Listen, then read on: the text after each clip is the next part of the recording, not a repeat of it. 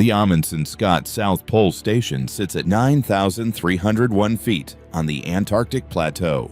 Temperatures drop to -70 Celsius, -94 Fahrenheit, and stay there for weeks. Winds reach 100 miles per hour. A person lost outside has 30 seconds before exposed skin freezes solid. When someone goes missing in a whiteout blizzard, there is no rescue helicopter. There is no medevac plane. For 8 months of the year, the Antarctic continent is mechanically cut off from the outside world. The person who will save your life is the colleague who served you breakfast that morning. How do stations prepare for emergencies when aircraft can't fly and rescue equipment freezes within minutes? How do scientists transform into search and rescue teams? What does it take to find someone when the horizon disappears and depth perception ceases to exist? This is how Antarctic teams rescue each other when physics becomes the enemy. At -70 Celsius, the Antarctic environment accelerates death through compounding physics. Exposed skin freezes in under 30 seconds. Breathing the air directly scorches lung tissue.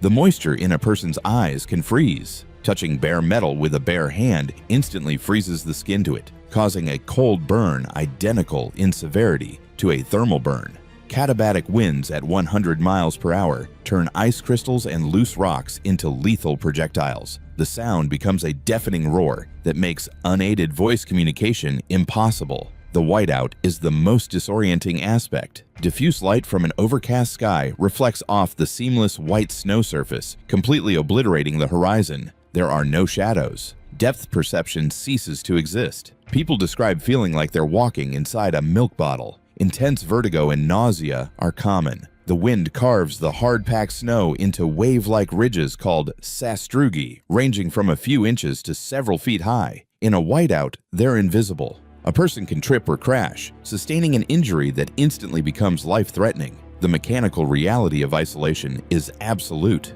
When temperatures drop below -50 Celsius, aircraft become unflyable through a cascade of material failures. Standard jet fuel, Jet A1, gels. Even with anti-freeze additives, the fuel becomes thick and viscous, clogging lines and filters. Hydraulic fluid used for landing gear, flaps, and steering thickens until controls become sluggish or completely inoperable. Rubber O-rings and seals become brittle as glass and can shatter, leading to catastrophic fluid leaks. Rubber tires crack and fail on landing. The most significant danger is that an aircraft, even if it could land, might not be able to take off again. Its skis could instantly freeze to the ice runway. Its engines, once shut down, would cold soak and never restart. This isn't theoretical caution, it's mechanical certainty. The 1999 case of Dr. Jerry Nielsen at the South Pole Station proves the rule.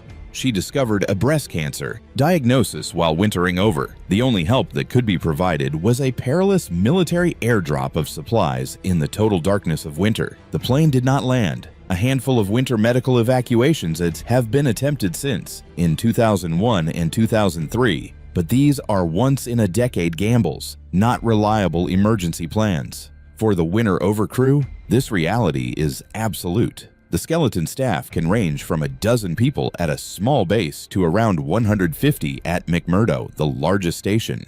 If a fire breaks out, if the power plant fails, or if a person is lost in a blizzard, the only people on Earth who can save them are the colleagues they had breakfast with that morning. Antarctic stations aren't rescue organizations. They're research communities forced to build rescue capability from available human resources.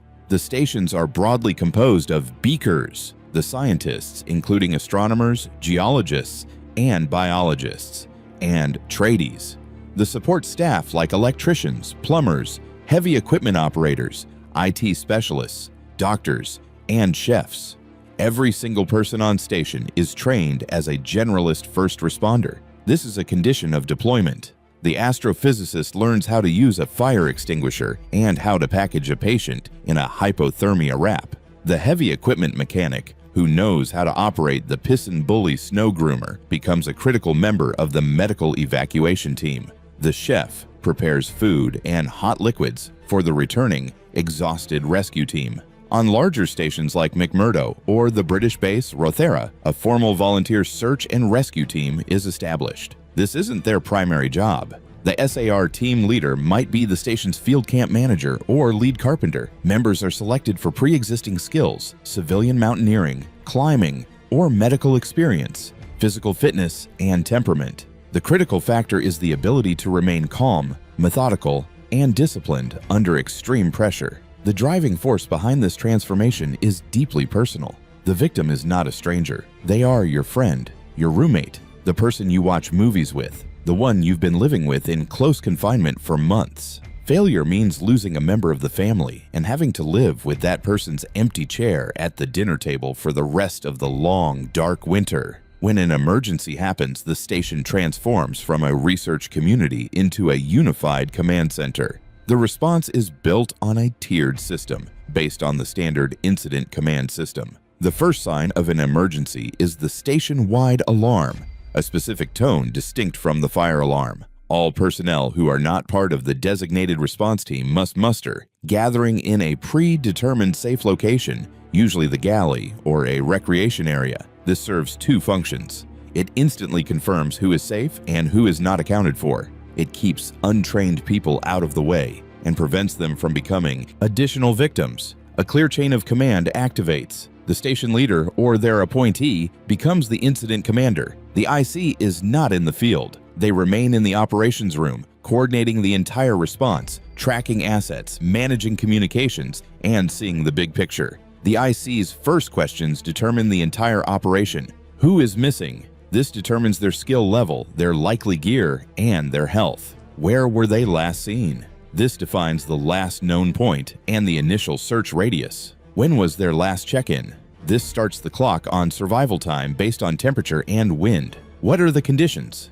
Is it safe to even deploy a team, or is the priority to wait for a lull? 3 tiers of response activate simultaneously. Tier 1 is the hasty team, a small, fast, light group of 3 to 5 experts. Their job is not necessarily to perform the full rescue. Their job is to get to the last known point, find the victim, and stabilize them. They are the tip of the spear. They carry a hasty pack with a medical kit, a small shelter, and heat packs.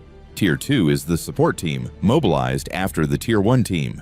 This is the cavalry. It includes the station doctor or lead medic and the heavy transport, a piston bully or a Hägglunds tracked vehicle, which will serve as the field ambulance. Their job is to bring the hospital to the patient and provide for a warm, safe extraction. Tier 3 is the station support. Everyone else.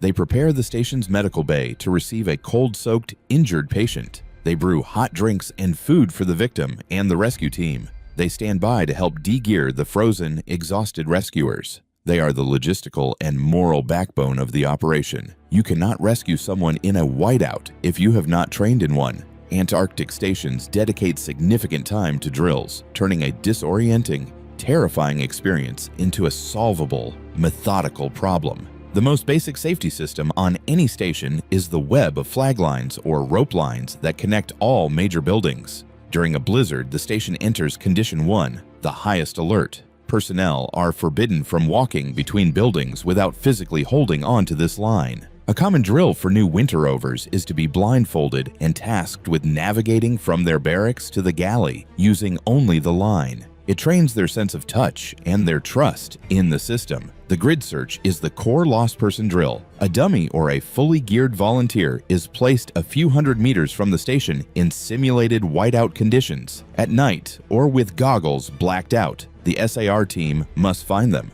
They don't just wander. They anchor a 100-meter rope to a known point, a building, or a vehicle. The team of 3 to 4 rescuers spreads out along this rope, each holding it. They walk in a line abreast formation, sweeping a 100-meter wide arc.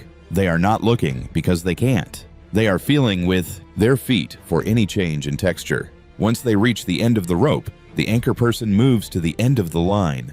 They establish a new anchor and sweep back, covering a new parcel of ground. It is slow, cold, and mentally exhausting. For teams on traverse, long-distance vehicle journeys, the other constant danger is crevasses. SAR teams practice technical rope rescue skills identical to high-altitude mountaineering. They practice building snow anchors using pickets, ice screws, or even a buried snowmobile. They practice complex Z-drag pulley systems to gain mechanical advantage. The key difficulty is performing these complex tasks, tying knots, clipping carabiners, while wearing the massive, clumsy, big red mittens required to prevent frostbite. This turns a 5-minute task into a 30-minute ordeal.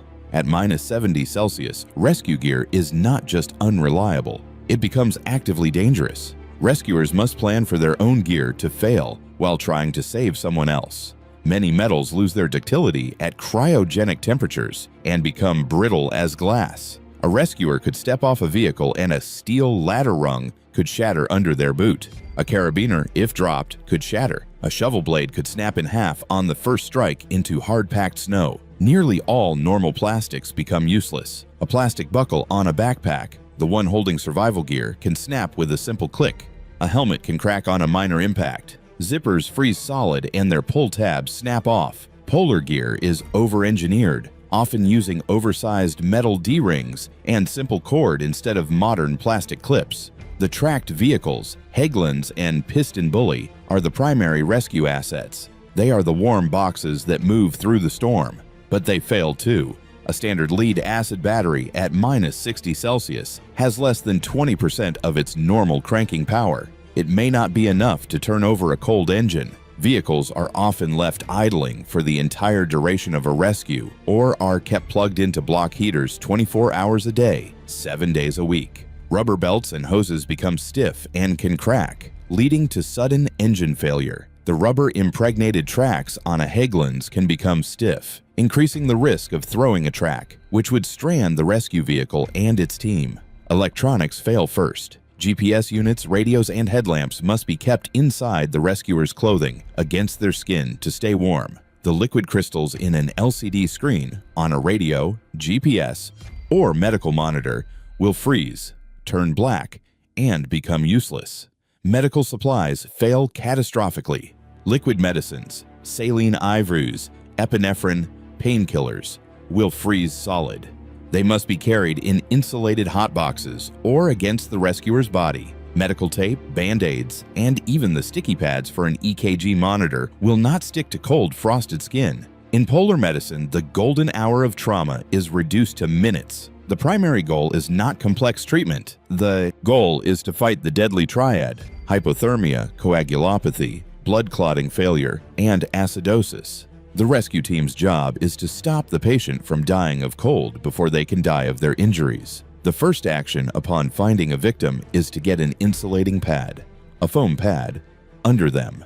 The snow is a massive, infinite heat sink. The rescue burrito is the standard procedure for packaging a hypothermic patient. It's a multi-layer system. The patient, ideally with wet clothes cut off, is first wrapped in a plastic sheet or vapor barrier liner. This traps what little moisture and heat they are producing and stops evaporative cooling. They are then bundled into multiple thick sleeping bags or specialized hypothermia wraps. An outer windproof, waterproof bivy bag goes on top to protect them from the blizzard. Chemical heat packs are applied only to the core, the armpits, the groin, and the neck over the carotid arteries.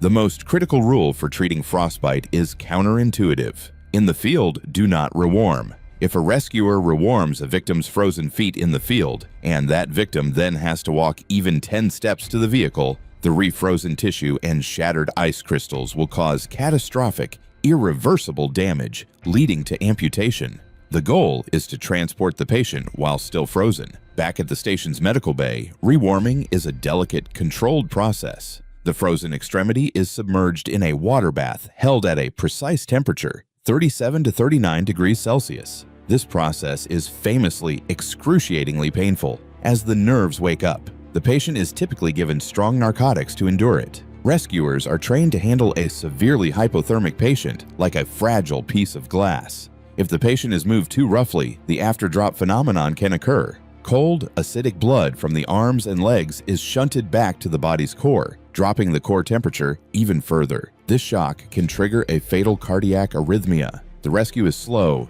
gentle, and methodical. A biologist walks 300 meters from her snowmobile to check a remote sensor. A whiteout descends in minutes. She turns around, but the snowmobile is gone.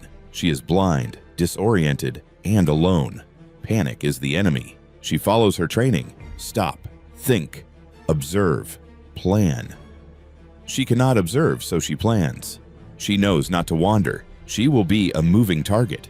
She unclips the small emergency shovel from her pack. She digs a snow trench, a coffin just big enough for her body, perpendicular to the wind. She crawls inside, pulls her pack over the entrance to block the wind, and gets into her emergency bivy bag. Her job now is to wait and conserve energy. The SAR team deploys to her last known point, the sensor. They find the snowmobile first. They use it as an anchor for their grid search rope. Hours later, a rescuer's foot hits the soft spot of her hidden trench. She is found, severely hypothermic and frostbitten, but alive. 60 miles from base, it's a four-person traverse team is traveling in their Hägglunds vehicle when the engine seizes. The heaters die. The temperature inside the uninsulated metal cab plummets. They are now in a metal tent in a 70-mile-per-hour blizzard. The leader makes the Mayday call with their position before the batteries die. They initiate their survival plan. They consolidate all survival gear, sleeping bags, stoves, food, fuel, from the back cab into the front. All four people huddle together in the small front cab for shared warmth. They get into their full sleeping bags and bivy sacks inside the vehicle. They carefully use their small stove to melt snow for water, ensuring ventilation to prevent carbon monoxide poisoning. They take 2-hour watch shifts, not to look outside, but to keep morale up and make sure no one falls into a hypothermic, unresponsive sleep.